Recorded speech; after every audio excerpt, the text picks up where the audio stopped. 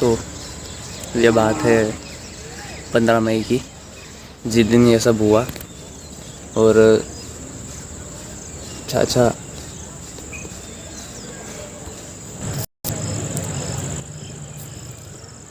जिस दिन ये सब कुछ हो गया, तो यार ऐसा तो कभी ज़िंदगी में सोचा नहीं था कि मतलब एक आप जो कहते हैं ना कि बुरा किसी के साथ बुरा होता है, लेकिन ये कोई बुरा नहीं है। ये हालत तो बस बदतर वाली हो गई है। और पता को मतलब मैंने चल वीडियो में आपको बताया था कि दादी जिस टाइम बीमार थी, चाचा को एडमिट करवाया, सब मैंने आपको बताया था। तो चाचा एडमिट थे, उनकी हालत भी थोड़ी ठीक हो गई थी, और उसके बाद पता नहीं आया क्या एकदम हेल्थ डाउन हो गई, क्या हुआ। और अब वो अपने साथ नहीं है। मतलब ऐसा जो आप कहते हो ना कि कोई भी चीज़ कमी पूरी कर देती किसी चीज़ की, लेकिन अब तो ये हो गया कि वो कमी पूरी भी बहुत मुश्किल है। पता नहीं हो भी नहीं हो पाएगी मेरे हिसाब से। तो जिस दिन ये सब कुछ हुआ था 15 को, तो पापा ने सुबह हमको मुझे और आदित्य को, दोनों भाइयों को बुला लिया 6 बजे बोल के कि अपने यहाँ पे जो कंस्ट्रक्शन वगैरह का काम है, जेसीबी डंपर का। तो पापा ने बोले उसका सामान लेके आना है, ऐसा करके बुला लिया हम लोगों को, और बोला कि अंकल को शिफ्ट करेंगे दूसरी जगह, इलाज वगैरह उनको लग नहीं रहा। तो पर ऐसा कभी सोचा नहीं था, मतलब मन में एक इतना सा भी ख्याल नहीं आता था कि ऐसी मतलब इतना बुरी हालत हो जाएगी कि ये हो जाएगा। चाचा को यार 15 की रात को 8 बजे के आसपास ऐसा कुछ हॉस्पिटल से फ़ोन आया था। फिर उन्होंने बताया पापा को, मतलब पापा ने जैसे तैसे, उनने भी बहुत मतलब, क्योंकि उनका भाई, उनके तो भाई थे चाचा, तो उन्होंने बहुत जैसे तैसे मैनेज किया, ये सब हुआ।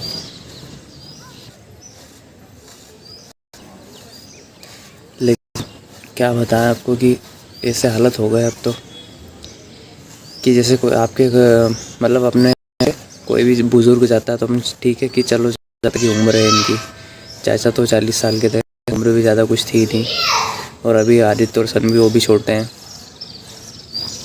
पता नहीं भगवान ने, मतलब इतने अच्छे हमारा घर चल रहा था, भगवान ने दुख भी दिया तो ऐसा दिया कि जैसे आपको अगर लॉस हो जाता, पैसे वगैरह की अगर कुछ भी कमी हो जाती, नुकसान हो जाता है, तो चलो कि आप उसको भरपाई कर सकते हैं। लेकिन अभी जब इंसान ही चले गया तो उसको कहाँ से लाएंगे यार। मतलब शुरू में तो है ना, 16 तारीख को ये सब हुआ, मतलब हम दोनों भाई भोपाल गए थे, पापा ने वो सामान का बोल के हमको बुला लिया। वहाँ पे हमने 4-5 गाड़ियाँ हो गई थी, 60-70 लोग के आसपास हो गए थे। बाकी उन्होंने हॉस्पिटल बोल दिया था कि आप इनको ले जाना चाह रहे हो तो भी आप ले जा सकते हो। क्या इस बार का कोविड का भी ये था कि सिम्टम लगा रहे थे, तो भी घर पे मतलब अच्छे सब कुछ खाते पीते चलते, थोड़ी सी खांसी चलती थी और कमज़ोरी थी, बुखार भी नहीं है उनको, घर पे ठीक ठाक रही है। फिर अस्पताल ले गए तो वहाँ भी ठीक हो गए, 5-6 दिन सही रहे, फिर हेल्थ डाउन हो गई। तो 16 को मतलब फिर वहीं पे उनका जो अंतिम संस्कार था वो वहीं पे किया, भोपाल में ही किया था उनका। तो वहाँ पे भी आरएसएस वगैरह के लोग हेल्प कर देते हैं, बाकी जो व्यवस्थित अपने यहाँ जैसे विधि विधान होता है प्रॉपर, ऐसा करवाया। लेकिन वहाँ पे ऐसा भी नहीं था कि जैसे कोई हॉस्पिटल से बॉडी लाने नहीं देते, ऐसी प्रॉब्लम भी नहीं। उन्होंने तो बोल दिया था कि आप चाहो तो आप घर भी ले जा सकते हो। लेकिन अगर यहाँ पे भी लोग कोई इन्फेक्टेड हो जाते हैं और कुछ प्रॉब्लम हो जाती, क्योंकि ये मान के चलो कि जब आखिरी में उनकी जो चीता जलाते हैं तो उस टाइम पे भी 1000-2000 लोग तो आराम से हो जाते हैं। तो वो भी बहुत बड़ी प्रॉब्लम थी, तो हम उनको भोपाल में ही सब कर लिया। पापा ने भी मतलब बहुत दिक्कत आती यार, उनने जैसे तैसे मैनेज किया।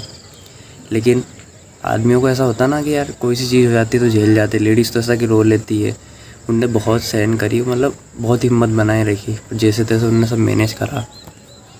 और घर भी हालत इतनी ख़राब थी कि दादी चाची दोनों बीमार क्या, मतलब जो एक सदमा रहता है ना यार कि अपने को किसी के चले जाने से हो जाते हैं, तो ऐसी पूरी हालत ख़राब हो गई थी दोनों की।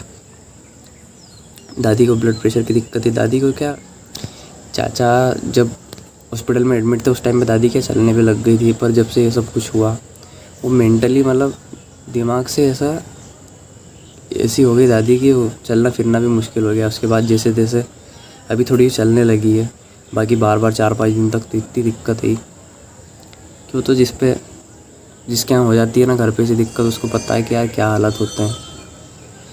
तो 4-5 दिन तक तो बहुत बेहोश रही दादी चाची, उनका इलाज वगैरह करवाया, जैसे तैसे हैंडल करा। मतलब बहुत मुश्किल है यार, क्या तो वो टाइम ही ऐसा था कि जैसे तैसे उससे उभरे तो नहीं कह सकते, क्योंकि यार चाचा की तो हमेशा याद आएगी। कोई बुज़ुर्ग हो, मतलब आप भी सोचते कि चलो उम्र है, उन पे जिम्मेदारी नहीं है, सब चल जाता है, सब मैनेज हो जाता है, लेकिन घर का कोई छोटा चले जाए ना यार तो बहुत मुश्किल होता है।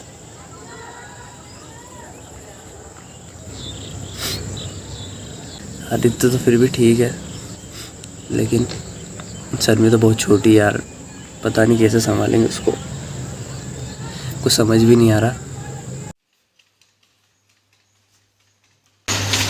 भैया इधर देखो क्या? नीचे। हाँ यार लिख रही है ना तू, नंबर लीक हो जाएगा और क्योंकि अभी 7 साल की है सनवी। आदित्य तो फिर भी है कि उसने 10th कर ली, थोड़ा सोच समझ पड़ती है उसको। बाकी ज़िंदगी आसान नहीं है, पता नहीं कहाँ से कहाँ पहुँचा देती है यार। आदमी की ऐसी हालत हो जाती है कि क्या कुछ ना कुछ कह सकते हैं। अब जी ऐसी गुजर रही है, हालत इतनी ख़राब हो गई है। घर भी अब जैसे तैसे उस चीज़ से थोड़ा उभर रहे हैं, धीरे धीरे टाइम लगेगा वो तो, क्योंकि और कोई होता तो भूल भी जाते हैं, लेकिन चाचा को भुलाना बहुत मुश्किल है यार।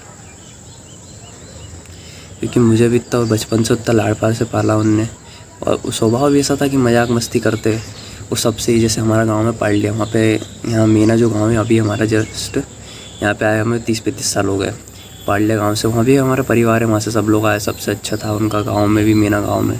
और ये जो काम था जेसीबी डंपर्स का, साइट वगैरह भी चलाते, तो आसपास के 20-25 गांव जितने भी हैं सब जगह उन्होंने जान पहचान कर रखी थी। तो बीमार थे उस टाइम पे फ़ोन आते थे, लेकिन कभी सोचा नहीं था कि ऐसा भी हो जाएगा। क्योंकि दादी रिकवर हो गई थी तो बहुत उम्मीद थी कि यार चाचा तो ऐसे भी ठीक हो जाएंगे, लेकिन क्या पता था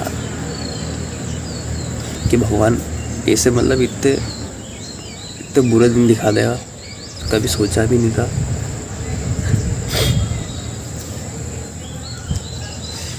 देखते हैं अब तो, क्योंकि उनके बिना तो रहना बहुत मुश्किल है। और 4-5 दिन तक तो ऐसा कि भरोसा नहीं हो रहा था, पर अब रियलिटी यही है, करेंगे, मैनेज करेंगे जैसे तैसे जो भी होगा। अब कल तो चाचा की 1.25 महीने की धूप थी,